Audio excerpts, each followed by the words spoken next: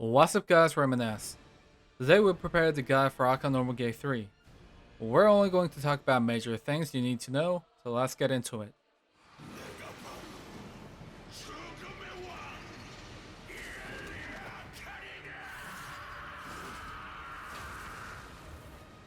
Battle items. For battle items, comes a potion, potions, sacred charm, and darkness grenades. The basic term. First, remembering positions. There are a total of 3 positions party members must decide before they enter Gate 3. At 200, P1 number time 3, P2 number time 3 plus 1. At 165, 1 player each at 6 and 12, and 2 players at middle to block the laser. Others should solve the relay race mechanic. Normally, P1 members block lasers. At 145, at least 1 player each at 1, 5, 6, 7, 11, and 12. Normally 2 players at 1 o'clock. Second, Insider. During Gate 3, 1 player must enter inside, just like Barrel-Shots at Gate 2, and help other players solve mechanics. Commonly, a DPS class with high swiftness becomes the Insider. There are some things the Insider should know. Disease Floor. At outside, Disease Floor, which increases disease meter of players, constantly spawns. To erase disease floors, Insider should go inside and erase disease spores. As the Gyno comes out, Insider should interact with a pendulum that drops to enter. At inside, there are disease spores. To help team outside, Insider should press Q to erase disease spores. Q shoots laser, and W turns mobs into stones for a while. However, the disease meter of the Insider constantly increases if the player stays inside. So, the Insider should take care until the bar reaches the max for 3 times.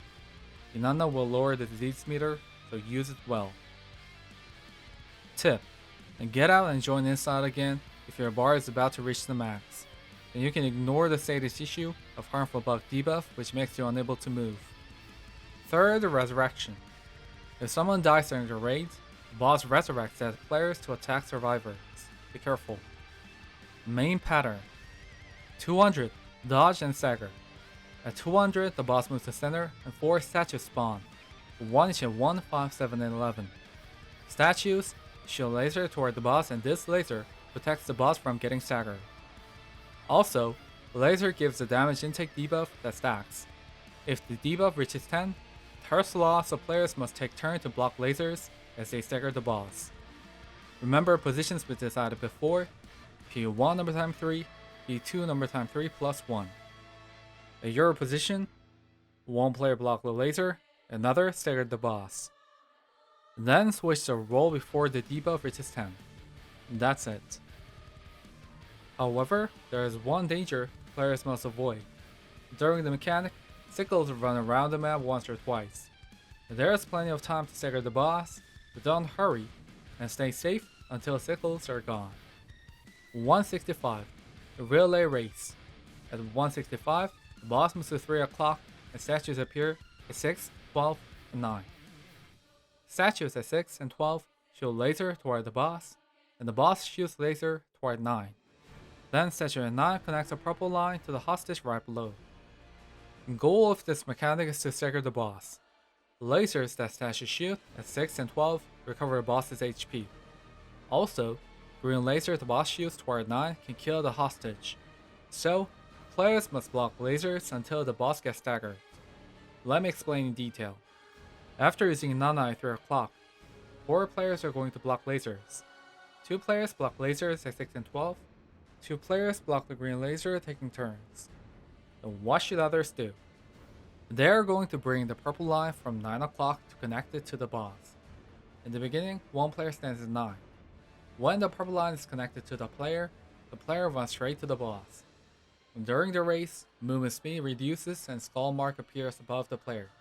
When the skull mark reaches 3, the player automatically runs back to 9. So take the line if the skull mark reaches 2, and run toward the boss as a relay. When purple line is connected to the boss, shield disappears. Now players can stagger the boss to solve the mechanic. Inside at this point must erase disease spores near 3 and 9. Then lower the disease meter by Inanna. Tip: party with the artist should do the relay race. For Phantasm Gate, can bring the purple line quicker than ever. 145, drawing figure. At 145, the boss moves to center, and a total of 6 statues with stagger bar appear. 1 each of 1, 5, 6, 7, 11, and 12. Let's look at Team Inside first. Among 6 statues, 2 of them spawn at inside in the beginning, so Insider must quickly stagger those statues by pressing Q. Then 2 statues show up at outside. After staggering those statues, the Insider should raise disease spores, and that's it. At outside, statues spawn.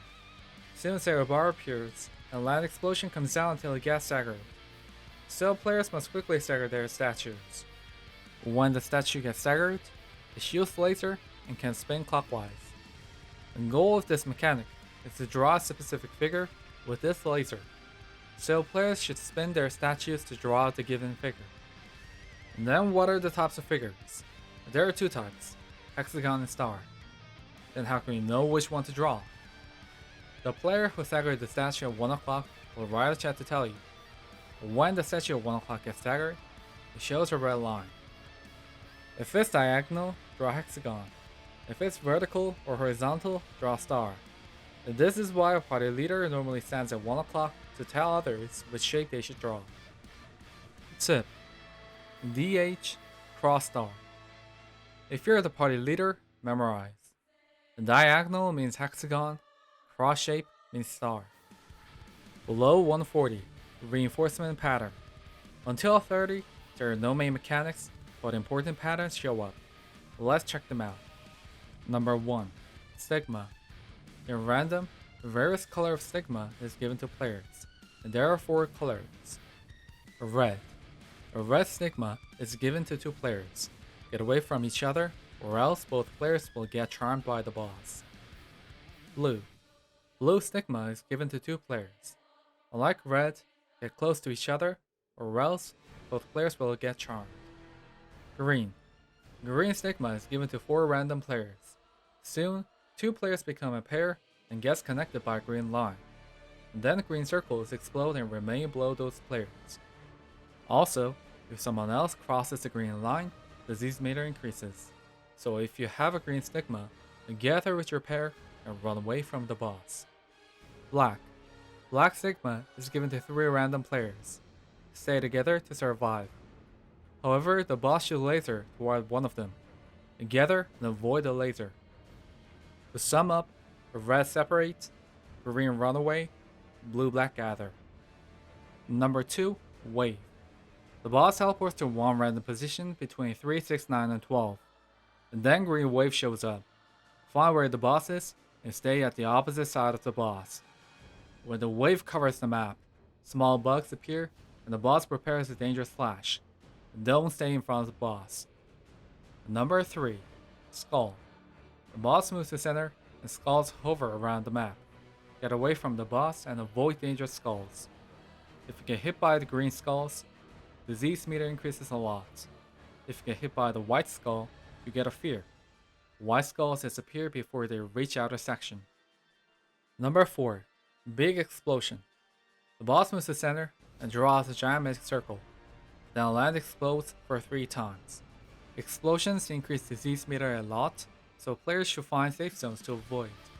If the boss ends for 3, 6, 9, 12, in other words, cross shape, land explodes in order: cross, hash, and square. If the boss stands toward 1, 5, 7, 11, in other words, X shape, land explodes in order: X, hash, and diamond. To sum up, watch where the boss is looking and head to the next safe zone. 30, land collapse. At 30, land collapses. Players can now fall off the stage, soon cutscene comes out, and tremendous amount of mobs spawn. Mobs do not hurt a lot, but they disturb players from moving around. During the last mechanic, Akkan shoots laser in 3 ways. You just stay behind the boss if you do not want to freefall. When boss's HP reaches 18, party leader should use Way to skip the destruction pattern, which comes out as 0. The raid ends a lot faster using Way, but don't forget to use it. If Esther bar is not full, wait until it charges. Esther's skill. At first, using Nana at 165. If party members feel difficult managing their disease meter, use Nana again. If party DPS is low, use Thyrane. After the land collapse, use Wait to skip the destruction pattern. Important pattern. Earthquake and Peekaboo. The boss turns the sickle upside down and stamps the ground once or twice. Then the boss teleports to the player who has Earthquake debuff and prepares a big splash. Players get Earthquake debuff when they get hit by the stamp. So use sickle channel on players who got it. Plus get away from the boss as the boss turns the sickle upside down. Pizza. Similar to the pizza you saw in Gate 2. Safe zone appears in small skulls near the boss, spin clockwise or counterclockwise. Soon the land explodes and the safe zone moves on for 5 times. Watch the skull to know the direction and follow the safe zone. Use time stop if you cannot make it. Teleport and a laser. The boss teleports and shoots big laser. Dodge it. One shot sickle. Big sickle falls and shows a passage. It moves across the map. And don't stand on its way. Big swing. The boss swings big with sickle. Safe close to the boss. Donut and bacon. The boss stands front. Soon, donut explosion and bacons appear in order. Stand the safe zones to survive. Counterattack pattern. Counterattack patterns in Gate 3 give massive damage, so try to counterattack them all. Rush. The boss charges energy and rushes. If counterattack fails, the boss rushes with swirling attack. Then she screams skulls on the ground, and finally stamps the aggro player. Counterable when the boss charges energy. Multiple slash. The boss charges energy with 2 hands. If counterattack fails, the boss slashes multiple times along with green skulls. Green skulls come back similar to pigeon pattern you experienced in Kakuseiden, so stick behind the boss or avoid skulls. Counterable when the boss charges. And that's it for Gate 3. Thanks for watching our video, and don't forget to hit subscribe if our video was helpful. Thank you.